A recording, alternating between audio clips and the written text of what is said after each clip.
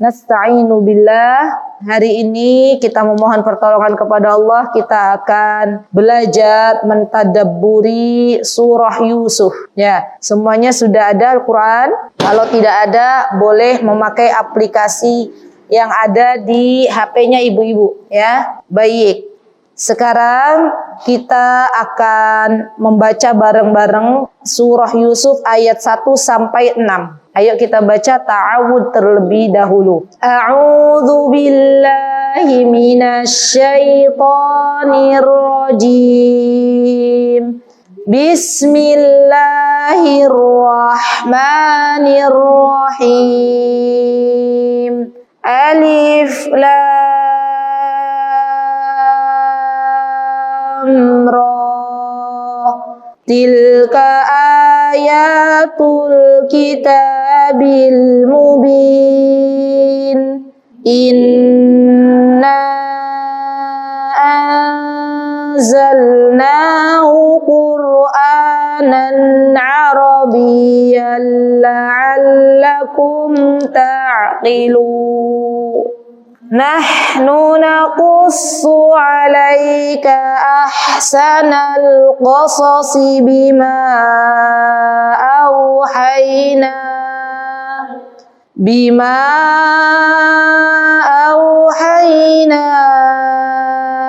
ilaika hadzal Qur'an wa in kunta min qablihi laminal ghafilin.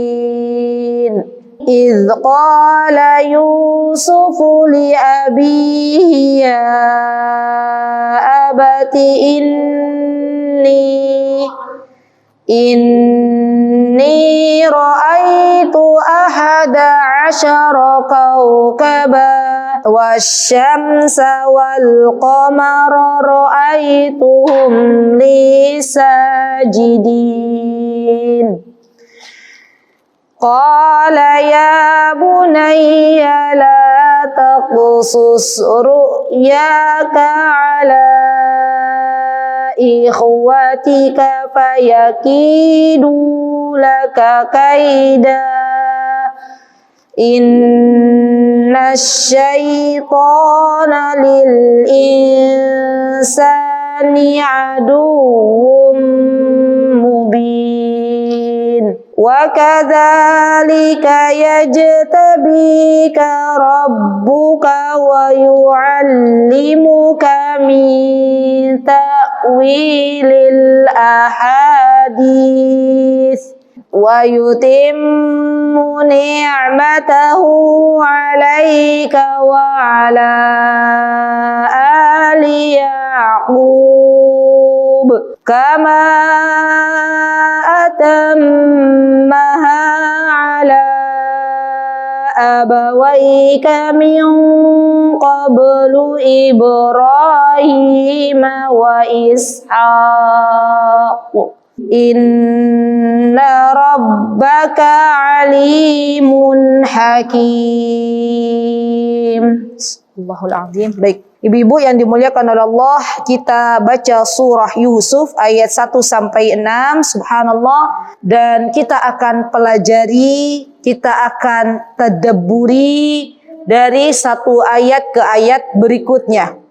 Karena kita tahu, subhanallah, Al-Quran di sepertiganya itu adalah kisah.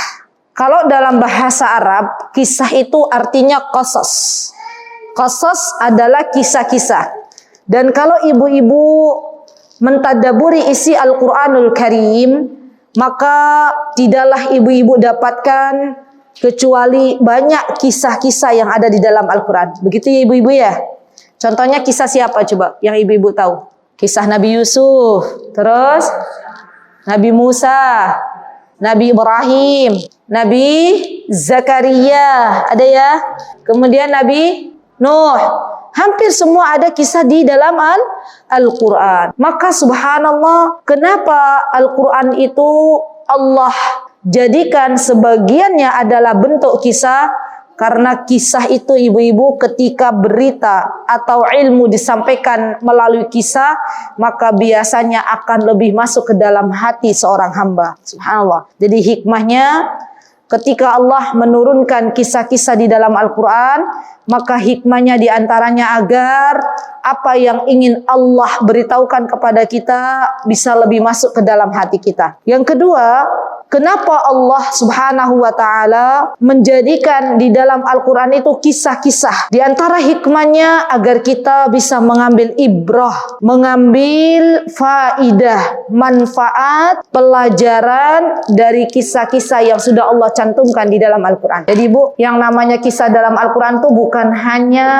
sebagai kisah yang perlu kita baca, tapi juga kisah yang memang kita ambil pelajarannya. Subhanallah. Kemudian di antara hikmah kenapa Allah Subhanahu wa Ta'ala menuturkan banyak kisah di dalam Al-Quran, Bu? Karena Allah ingin menunjukkan bahwa kisah yang paling benar yang ada di dunia ini adalah kisah yang ada di dalam Al-Quran. Jadi subhanallah Bu, kisah-kisah yang ada di dalam Al-Quran ini keasliannya akan Allah jamin sampai hari kiamat nanti. Dan kebenarannya subhanallah sudah pasti benar. Karena Allah yang mengabarkan kepada kita tentang kisah-kisah di dalam Al-Quran. Dan subhanallah ternyata kisah ini selaras dengan pendidikan anak-anak kita. Anak-anak itu tidak akan bisa menolak dari 3 hal. Ibu-ibu yang sudah punya cucu, atau kita yang masih punya anak-anak kecil itu tidak bisa menolak dari 3 hal.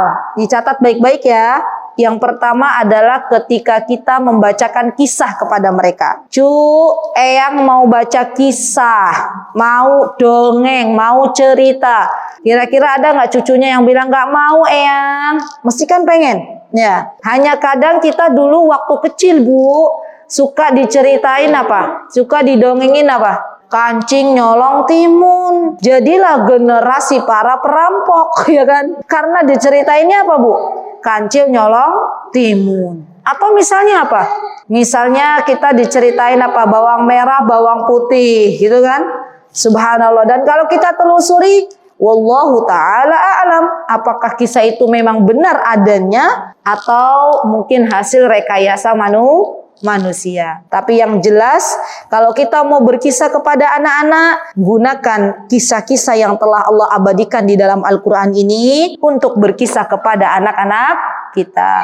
Yang kedua, yang tidak akan bisa ditolak oleh anak-anak, yaitu bermain. Ada nggak anak-anak yang nolak dari bermain, Bu? Nggak ada ya? Ayo nak, sini nak, nggak usah bermain misalnya. Mereka pasti maunya bermain. Dan itu fitrahnya anak-anak. Dan yang ketiga, anak-anak itu tidak bisa menolak dari yang namanya hadiah. Uti punya hadiah untukmu ya nak. Kira-kira ada nggak yang menolak hadiah anak-anak? Nggak ada. Yang ada apa?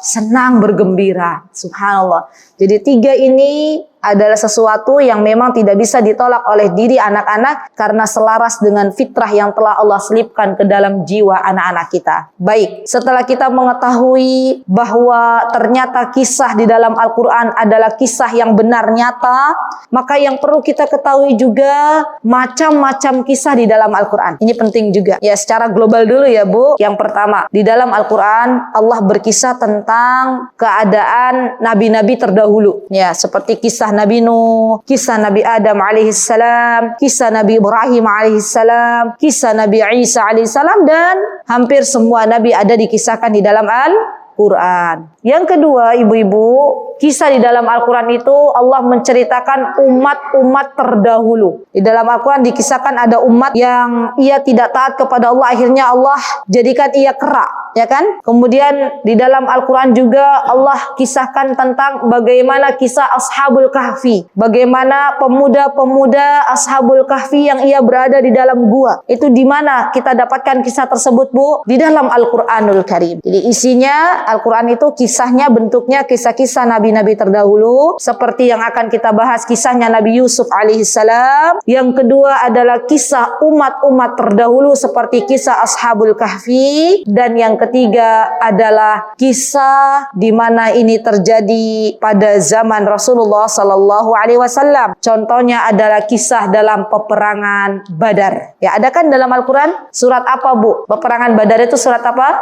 Surah Al-Imran. Ya, disebutkan oleh Allah Subhanahu wa taala bahwa Allah menurunkan bala tentaranya ke muka bumi ini, dan bala tentaranya Allah itu adalah para malaikat. Ya, dan Allah kisahkan bagaimana kisah yang sangat luar biasa, Bu. Pasukan kaum muslimin di bulan Ramadan, mereka dalam keadaan puasa harus berperang 1 lawan 10, subhanallah. Kemudian dengan keimanan mereka Allah menangkan kaum muslimin, subhanallah. Dan ini merupakan motivasi untuk kita semuanya bahwa sesungguhnya jumlah yang kecil tidak selalu kalah. Bisa jadi jumlah yang kecil, kemudian mereka solid, kemudian mereka memohon pertolongan kepada Allah, Allah menangkan. Seperti kisah di dalam perang Badar. Baik, setelah kita tahu apa hikmah kisah di dalam Al-Quran dan macam-macam kisah yang terdapat di dalam Al-Quran, maka saatnya kita belajar surah Yusuf. Kita mentadaburi surah Yusuf. Ibu-ibu yang dimuliakan oleh Allah, surah Yusuf ini ada di juz berapa? Juz 12. Alhamdulillah. Surah Yusuf ada di juz 12. Setelah surah apa? Setelah surat Hud. Ya, Hud kemudian Yusuf. Ya, Masya Allah. Baik. Nah, surat Yusuf di sini Allah Azza wa Jalla menceritakan kisah Nabi Yusuf dari awal sampai akhir. Allah menceritakan di ayat yang pertama Alif Lam Ra. Dan ini kalau ibu-ibu belajar tentang tajwid, maka ini namanya huruf muqatta'ah. Ya, huruf-huruf di awal surat yang mana dibacanya adalah huruf muqatta'ah. Tapi saya tidak membahas ininya, membahas Alif Lam Ra-nya karena kita bukan belajar tahsin, ya. Kemudian lanjut tilka ayatul kitabil mubin. Subhanallah. Allah menjelaskan ibu-ibu bahwa Al-Qur'an ini adalah sesuatu yang nyata datang dari Allah Subhanahu wa taala. Jadi kita sebagai seorang muslimah harus benar-benar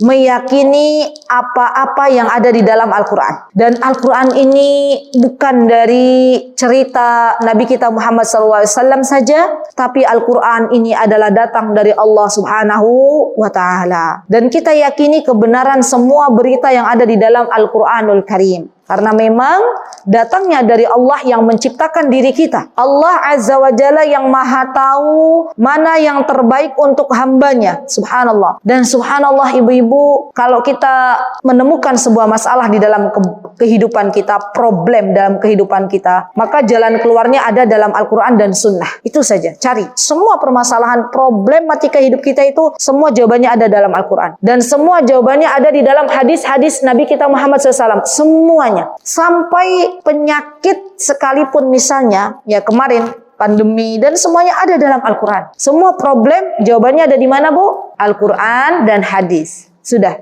itu panduan hidup kita. Semua ada. Ya, subhanallah. Kemudian ayat yang kedua, Allah menjelaskan inna anzalnahu Qur'anan Arabiyya. Sesungguhnya Al-Quran ini diturunkan dengan berbahasa Arab. Ya, untuk apa tujuannya Al-Quran ini diturunkan oleh Allah dengan bahasa Arab? La'allakum ta'qilun, agar kita bisa memahaminya. Nah, dari ayat yang kedua ini ibu-ibu, kita bisa mengambil sebuah pelajaran bahwa kita sebagai warga Indonesia Raya tidak perlu berkecil hati dengan bahasa Arab sebagai bahasanya Al-Quran.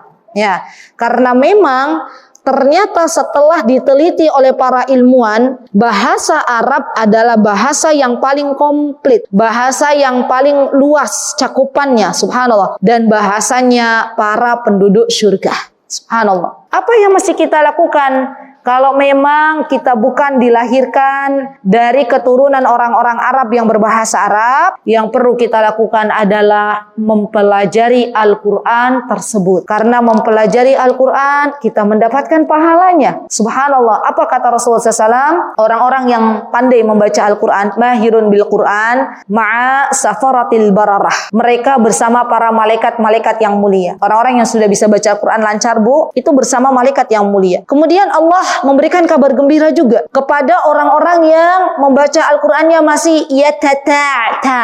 Apa itu kira-kira yatata'ta? Terbata-bata dieja. Subhanallah. Alif alham disambung antara satu huruf dengan huruf berikutnya. Kan ada ya? Itu kan yang baru belajar Al-Qur'an. Maka ternyata subhanallah, ia akan mendapatkan 2 pahala di sisi Allah Subhanahu wa taala. Pahala apa? Pahala dia membaca Al-Quran, 1 huruf dapat 10 kebaikan, dan pahala ia berjuang untuk bisa belajar baca Al-Quran. Allahu Akbar. Ada yang rugi nggak, Bu, kalau kita belajar baca Al-Quran? Nggak ada yang rugi. Ya, yang nggak boleh tuh kita yang sudah bisa baca Al-Quran membuli orang-orang yang belum bisa baca Al-Quran. Harusnya kalau Allah sudah berikan kepada kita bisa membaca Al-Quran, pertama disyukuri, kedua kita ajak, kita amalkan ibu-ibu yang belum bisa baca Al-Quran. Ayo kita semangati. Yuk Bu, baca Al-Quran. Bismillah ya, pelan-pelan. Saya nasihatkan kepada seluruh guru tahsin agar bisa lebih bersabar ketika menghadapi para jamaahnya. Jangan mudah tersulut emosi ketika mengajarkan Al-Quran bagi para pemula. Karena itu adalah ladang amal kita. Ya, subhanallah. Dan subhanallah ibu-ibu, kalau kita berbicara masalah Al-Quran, Allah telah menjelaskan walaqad yassarnal Qur'an. Allah telah memudahkan Al-Quran lidzikr, untuk kita senantiasa mengingat Allah Subhanahu wa taala. Bu, tidak usah berkecil hati ketika kita itu Allah jadikan bukan dari bangsa Arab. Karena semua tuh harus belajar. Kami orang Indonesia ketika belajar ke Yaman, kami itu Bu diberikan amanah. Ternyata di sana ada sebagian ibu-ibu yang belum bisa baca Al-Quran, dan kita yang diberikan amanah untuk mengajarkan Al-Quran kepada mereka. Waktu itu saya berpikir sebelum terjun mengajarkan ibu-ibu orang Arab belajar Al-Quran, Bu. Saya berpikir begini, ya Allah kok iso ya bahasa Jawane? Kok bisa ya? Al-Quran kan diturunkan dengan bahasa mereka. Kok bisa mereka nggak bisa baca Al-Quran? Kira-kira ibu-ibu begitu nggak pikirannya kalau diberitahu ada loh orang-orang Arab yang nggak bisa baca Al-Quran? Mungkin begitu ya Bu ya? Kok bisa ya? Padahal kan Al-Quran turun dengan bahasa mereka. Kok mereka nggak bisa baca Al-Quran? Setelah kami akhirnya mengajar mereka, oh ternyata mereka selama ini tidak belajar huruf. Subhanallah. Mereka pandai berbicara amiyah, berbicara pakai bahasa Arab, tapi nggak paham cara baca. Subhanallah. Sama kan Bu orang Indonesia? Orang Indonesia ada nggak orang-orang kampung yang dia bisa bahasa, tapi suruh baca buku nggak bisa, ya kan? Karena nggak bisa baca. Sama orang-orang sana juga sama. Jadi subhanallah, ternyata kita semua butuh proses nih untuk belajar bahasa Al-Quran. Ya, dan bahasa Al-Quran adalah dengan bahasa Arab. Ibu-ibu yang dimuliakan Allah, ternyata hikmahnya kenapa Al-Quran diturunkan dengan bahasa Arab, dan itu sebagai bahasa pemersatu umat ya ketika membaca Al-Quran. Boleh nggak kita orang Indonesia baca Al-Quran ini bukan Bismillahirrahmanirrahim, tapi kita bacanya gini, dengan menyebut nama Allah yang Maha Pengasih lagi Maha Penyayang. Boleh nggak? Itu dihitung pahala nggak di sisi Allah? Dihitung pahala nggak? Pahala 1 dapat 10 kebaikan? Tidak. Dihitung pahala, kita tahu artinya. Tapi 1 mendapatkan 10 kebaikan? Tidak. Karena kita membacanya bukan dengan bahasa Al-Quran. Ya, jadi subhanallah, balik lagi bahwa Al-Quran ini diturunkan dengan bahasa Arab itu adalah yang terbaik dari Allah Subhanahu wa ta'ala. Masya Allah. Baik, kemudian di ayat yang ketiga. Oh ibu-ibu, kalau yang punya kitab tafsir Syekh Sa'di boleh dibawa, baik itu yang berbahasa Indonesia maupun yang berbahasa Arab. Saya mencoba untuk merujuk ke kitabnya Syekh Sa'di rahimahullahu ta'ala. Nama kitab tafsirnya Taisirul Karimur Rahman. Ya, ditulis dulu baru nanti dicari. Taisirul Karimur Rahman. Taisirul Karimur Rahman. Taisirul Karimur Rahman. Sudah? Fi tafsir kalamil Mannan. Fi tafsir kalamil mannan. Saya ulangi, taysirul karimur rahman fi tafsir kalamil mannan. Pengarangnya siapa? Pengarangnya Syekh Abdurrahman bin Nasir As-Sa'di. Syekh Abdurrahman bin Nasir As-Sa'di. Ya, nyari di internet ketemu ya Mbak ya? Ya, kitab itu. Baik, kenapa saya pilih kitab tafsir ini menjadi kitab yang akan kita bahas? Karena kitab ini dari judulnya saja sudah menyebutkan taisir. Taisir itu adalah mudah. Ya, jadi Syekh Sa'di ini ingin memudahkan orang-orang yang ingin mentadabburi Al-Quran dengan tafsir yang beliau tulis. Ya, ibu-ibu, coba saya mau tanya, siapa di sini yang pernah belajar tafsir Ibnu Katsir? Atau pernah dengar deh, nggak belajar nggak apa-apa, pernah dengar? Sering ya Bu ya? Itu kalau bahasa Arabnya yang saya ada di rumah, di perpustakaan kami, itu 4 jilid. Wallahu ta'ala alam. Bahasa Indonesianya pasti lebih dari 4 jilid. Bisa 6 jilid, bisa 5 jilid. Ya. Dan saya rasa itu meluas sekali. Lebih luas ya. Lebih luas pembahasannya. Maka saya pilih tafsir Syekh Sa'di ini sebagai bentuk dari kita para pemula untuk mentadabburi Al-Quran. Baik, alhamdulillah. Nah, kemudian Syekh Sa'di, teman-teman yang dimuliakan Allah, kita kembali dari tafsir yang telah dikarang oleh Syekh Sa'di rahimahullahu ta'ala. Kata beliau, dikatakan ayatul kitabil mubin. Di sini dikatakan ya, yang kita balik lagi ke yang kedua. Allah Subhanahu wa taala menurunkan Al-Qur'an dengan ayat atau dengan ayat-ayat yang bisa kita pahami. Subhanallah. Kitab yang nyata dari Allah Subhanahu wa taala, dan yang dimaksud nyata di sini ibu-ibu adalah makna dan lafadznya. Nyata dari Allah Subhanahu wa taala. Baik, saya lupa menyebutkan ibu-ibu yang dimuliakan Allah, di antara perbedaan hadis qudsi dan Al-Quran. Ini yang harus kita ketahui. Syekh Sa'di menyebutkan lafaz dan makna Al-Quran ini dari siapa Bu? Makna dan lafaz Al-Quran dari Allah. Maka disebutnya adalah Al-Quran. Tapi kalau maknanya dari Allah, lafaznya dari Rasulullah Sallallahu Alaihi Wasallam, sebutannya apa Bu? Hadis qudsi. Ya, ulangi lagi. Di sini di ayat yang kedua Allah menyebutkan ayatul kitabil mubin. Ayat yang pertama. Maka di sini kita tahu bahwa lafaz dan makna Al-Quran dari siapa? Dari Allah. Dan kalau lafaz dan maknanya dari Allah disebut dengan Al-Quran. Tapi kalau maknanya dari Allah, lafaznya dari Rasulullah, maka sebutannya apa Bu? Hadis qudsi. Ya. Ibu pernah dengar nggak ada hadis di dalam kitab hadis kemudian dijelaskan begini? Qala Allahu azza wa jal. Pernah? Ibu baca kitab hadis, kemudian di situ ada Allah Subhanahu wa taala berkata. Pernah nggak? Pernah ya? Itu namanya hadis qudsi. Maknanya dari Allah, tapi lafadznya dari Rasulullah sallallahu alaihi wasallam. Berbeda dengan Al-Qur'an. Al-Qur'an makna dan lafadz dari Allah Subhanahu wa taala. Baik. Kemudian di sini di ayat yang kedua, Syekh Sa'di menjelaskan, Syekh Sa'di, kenapa Al-Qur'an itu diturunkan dengan bahasa Arab? La'allakum ta'qilun.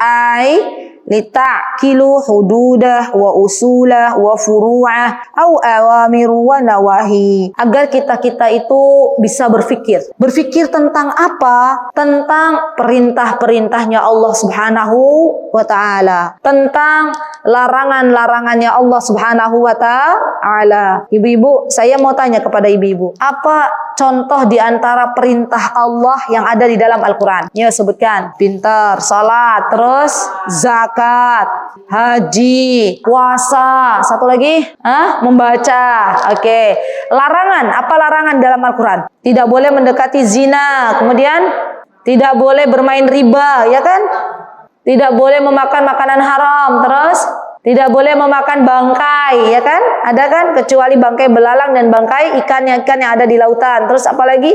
Satu lagi. Tidak boleh minum minuman keras, khamr.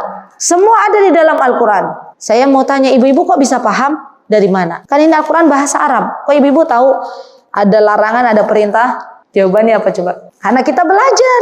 Karena kita gunakan akal kita untuk mempelajari isi kandungan Al-Quran. Nah, itu tujuannya. Subhanallah. Jadi walaupun Al-Quran ini diturunkan dengan bahasa Arab, tapi Allah mudahkan seluruh bangsa yang ada di dunia ini untuk bisa memahami Al-Quran. Allahu Akbar. Bahkan subhanallah Bu, tafsir, terjemahan Al-Quran itu sudah ada menyebar dengan berbagai macam bahasa. Masya Allah. Ya subhanallah. Baik, kemudian di ayat yang ketiga. Yuk kita tadabburi. Di sini, nahnu naqussu alaika ahsanal qasas. Kata Allah Subhanahu wa taala, kami menceritakan kepadamu kisah yang paling baik. Ahsan kalau dalam bahasa Arab itu paling. Misal contohnya Hasan. Hasan itu baik ya Bu. Tapi ahsan itu yang paling baik. Atau ibu-ibu kasih contoh apa coba? Misalnya Jamil. Tahu Jamil Bu? Apa itu Jamil? Ganteng, cantik, itu Jamil. Tapi kalau Ajmal, apa itu Ajmal? Paling cantik, paling ganteng. Misalnya nih, ada ibu yang paling cantik di perumahan Green Hill. Maka dalam bahasa Arabnya dia adalah Ajmal. Apa Ajmal? Paling cantik. Jadi ini pelajaran bahasa Arab, cuman hanya sedikit saja kita ambil. Jadi ahsan wajan af'al itu adalah yang paling. Mungkin ada dalam bahasa Inggris ya, belajar grammar kayak gitu ya. Sama bahasa Arab juga ada. Nah, Allah menceritakan kepada kita ahsanal qasas, kisah yang terbaik, yang paling baik. Di mana? Di surah Yusuf ini. Dan para ulama menegaskan ketika saya membaca kitab-kitab tafsir Bu, surah Yusuf termasuk surah yang lengkap menceritakan perjalanan hidup Nabi Yusuf alaihissalam sampai akhirnya Nabi Yusuf bisa berkumpul kembali dengan saudara-saudaranya lengkap dalam surah Yusuf. Bisa dipahami Bu? Jadi surah Yusuf ini adalah kisah Nabi yang terlengkap dalam membahas kisahnya Nabi Yusuf utuh. Kan kalau surah-surah yang lain ya Bu, misalnya kisahnya Nabi Musa ada dalam surah Al-Baqarah. Ada kan? Ada juga dalam surah apa lagi? Kisahnya Nabi Musa. Surah Al-Anbiya. Ada ya? Ada lagi dalam surah-surah lainnya. Surah misalnya surah apa? Yang surah An-Nazi'at. Itu juga ada kan kisahnya Nabi Musa. Tidak utuh kisahnya Nabi Musa ada dalam surat ini, dalam surat ini, dalam surat ini, dan dalam surat ini. Tapi kisahnya Nabi Yusuf, subhanallah, Allah jadikan dalam satu kisah yang ada di dalam surah Yusuf. Allahu Akbar. Maka Allah katakan, nahnu naqussu alaika ahsanal qasas. Dan khitab ini yang diajak bicara oleh Allah Subhanahu wa taala adalah Nabi kita Muhammad sallallahu alaihi wasallam. Kata Allah Subhanahu wa taala, wahai Rasulullah, kami akan mengabarkan kepadamu kisah yang paling baik. Bima auhayna ilaika hadzal Qur'an wa in kunta min qablihi laminal ghafilin. Lihat Bu, kita lihat nomor 3 ini. Kata Allah Subhanahu wa taala, kami menceritakan kisah yang paling baik dengan mewahyukan Al-Qur'an. Dan sesungguhnya engkau wahai Nabi Muhammad adalah orang-orang yang sebelumnya belum pernah mengetahui. Dari mana Nabi Muhammad mengetahui kisah Nabi Yusuf ibu-ibu? Dari Allah. Siapa dulu yang ada di dunia? Nabi Yusuf dulu atau Nabi Muhammad dulu?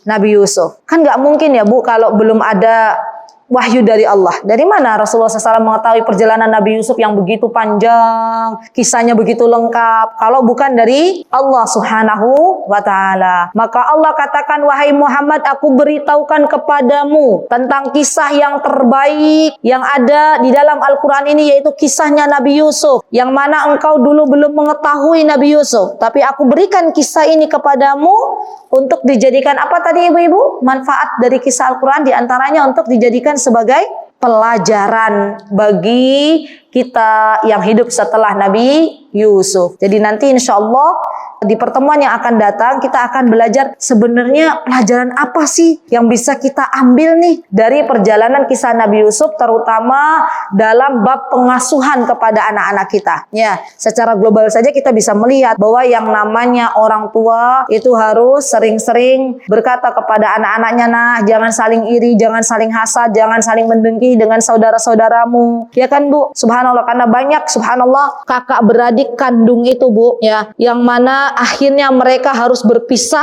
karena berebut harta, karena mereka saling mendengki, karena mereka berburuk sangka kepada orang tuanya. Mereka mengira orang tuanya menganak emaskan salah satu putranya. Subhanallah. Dan kisah inilah yang Allah sandingkan di dalam Al-Quran. Baik, kemudian ayat yang keempat. Ya, ayat yang keempat. Atau nanti kita bacanya satu ayat saja ya. Baik, ayat yang keempat Allah berfirman, "Idz qala Yusufu li abihi, ya abati, inni ra'aitu ahada asyara kaukaba wa syamsa wal qamara ra'aituhum li sajidin." Subhanallah. Kata Syekh Sa'di rahimahullah, "I'lam anna Allah dzakara annahu yaqussu ala rasulih ahsanal qasas." Idz qala Yusuf li abi, siapa bapaknya Nabi Yusuf? Ketika Nabi Yusuf bercerita kepada ayahnya. Siapa Bu ayahnya Nabi Yusuf?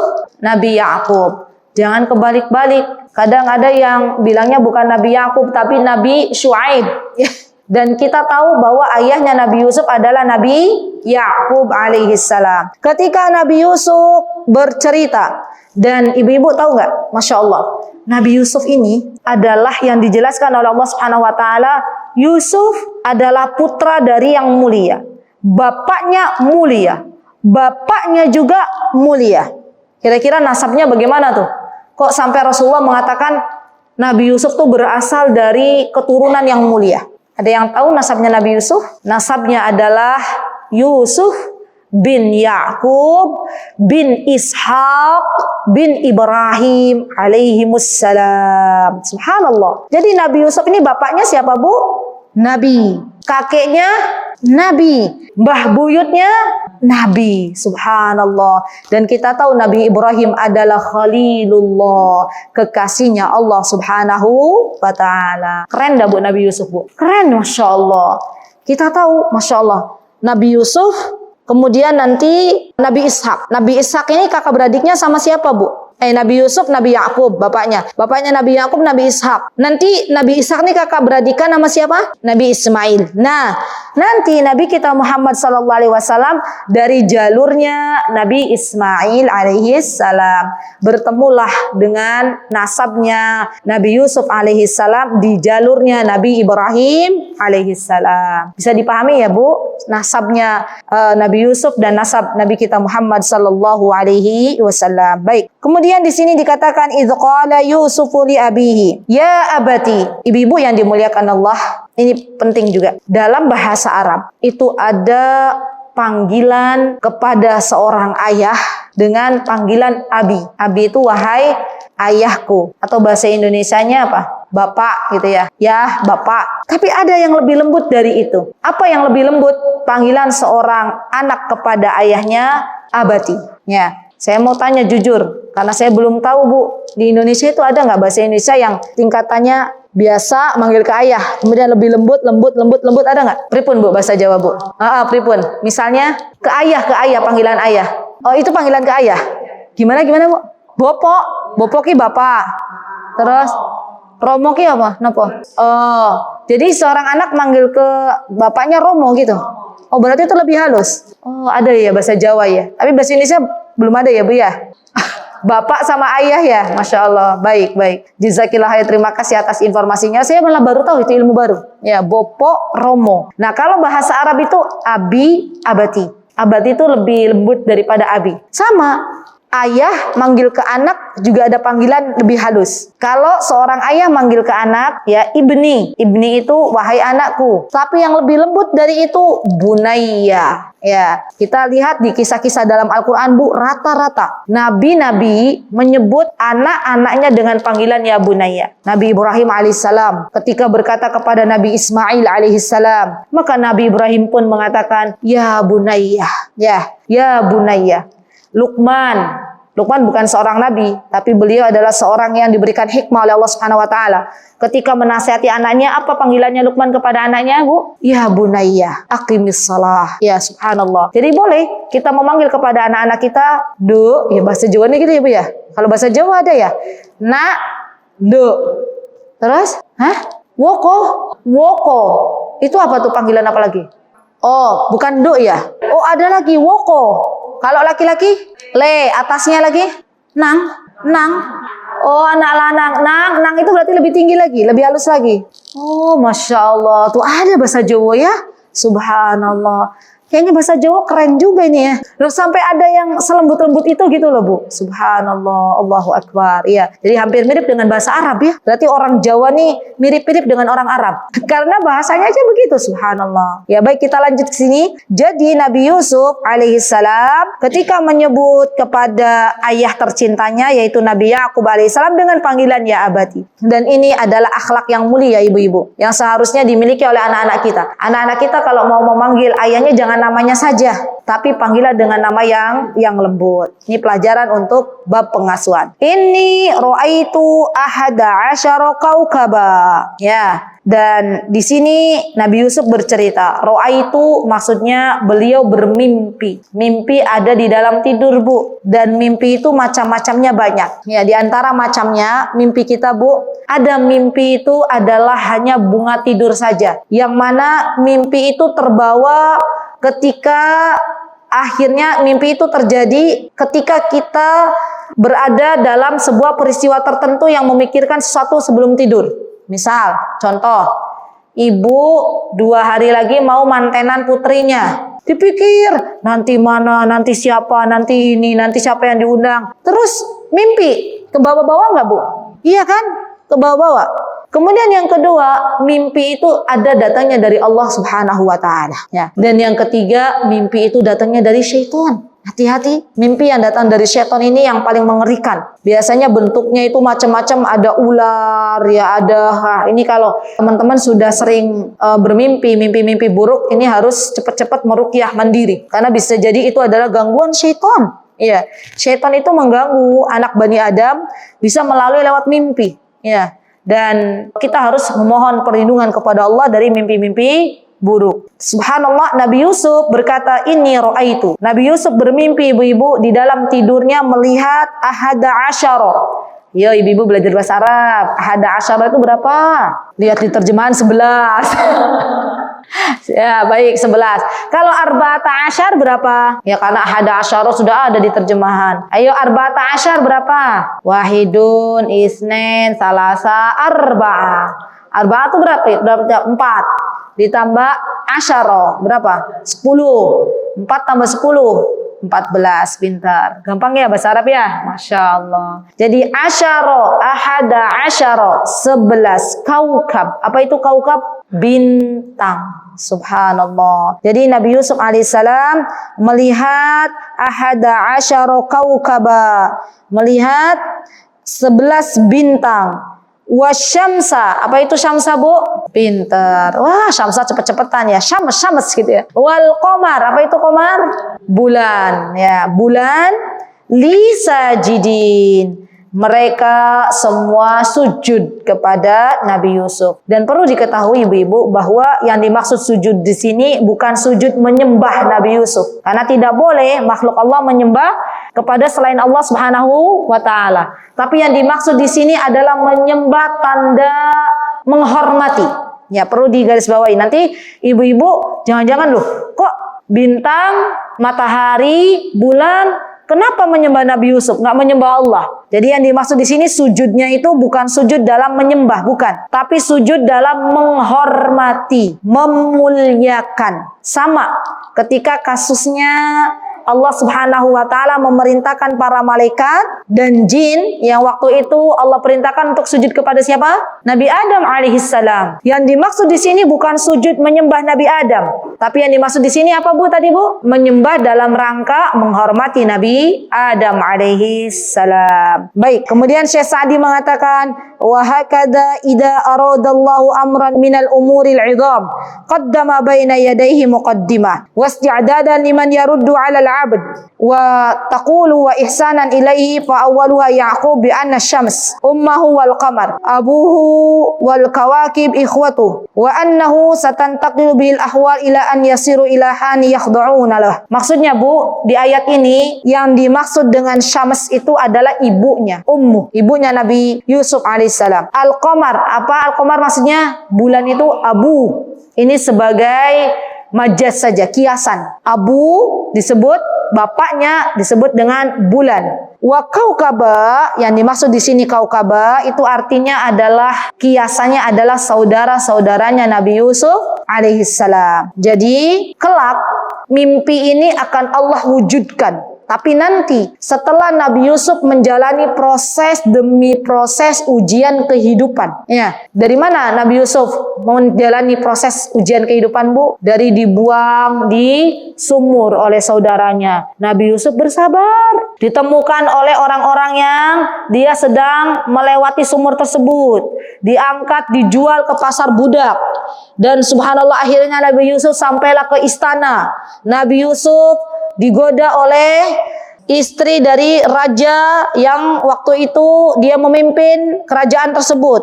Tapi Nabi Yusuf beriman kepada Allah, dijaga oleh Allah. Nabi Yusuf meminta kepada Allah agar dipenjara saja karena fitnah bagi kaum wanita. Subhanallah. Dan Nabi Yusuf akhirnya bersabar menjalani kehidupan demi kehidupan, ujian. Kemudian Allah memberikan hadiah ya di kehidupan Nabi Yusuf bahwa ayahnya, keluarga besarnya datang menemui Nabi Yusuf dalam keadaan yang lebih baik. Subhanallah, Bu. Ini bisa kita ambil sebuah pelajaran bahwa di dalam kehidupan ini terkadang kita melihat sesuatu dari dohirnya, dari bentuk yang bisa kita lihat adalah sebuah kepahitan. Tapi ternyata di balik kepahitan itu Allah ingin memberikan hikmah, menguji kita dengan kesabaran, pengen tahu kita sabarnya sampai di mana, dan Allah berikan di penghujung kehidupan itu adalah kebahagiaan. Dan ketahuilah wahai ibu-ibu yang dimuliakan Allah, sesungguhnya hidup kita itu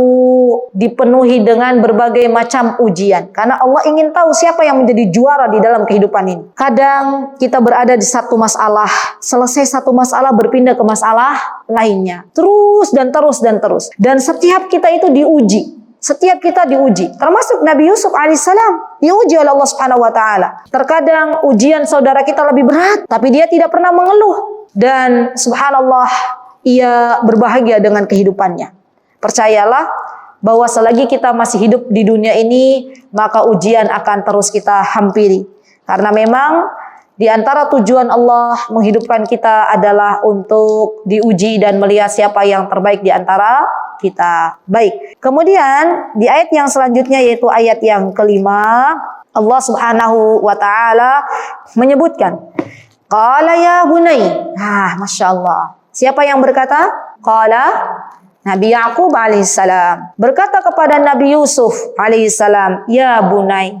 Ya, wahai, tadi siapa? Bunai itu artinya apa, Bu? Bunai ya, anakku. Baik. Nah, di sini Nabi Yaqub berkata kepada putranya, ya bunai. Lihat ibu-ibu, ini nasihat dari seorang ayah kepada putranya. La taqsus ru'yaka ala ikhwatika fayakidu laka kaida. Subhanallah. Kata Nabi Yaqub berkata kepada Nabi Yusuf alaihissalam, wahai anakku, belahan jiwaku, begitulah ya kira-kira ya, yang ayah cintai, tolong jangan kau kisahkan kisah yang engkau dapatkan dari mimpimu, jangan kau kisahkan kepada saudara-saudaramu yang lain. Karena bisa jadi saudaramu akan membencimu dengan sebuah kedengkian. Subhanallah. Inna syaitana lil insani aduwwum mubin. Karena sesungguhnya syaitan itu adalah musuh yang paling nyata. Nah, dari ayat yang kelima ini ibu-ibu bisa kita ambil sebuah pelajaran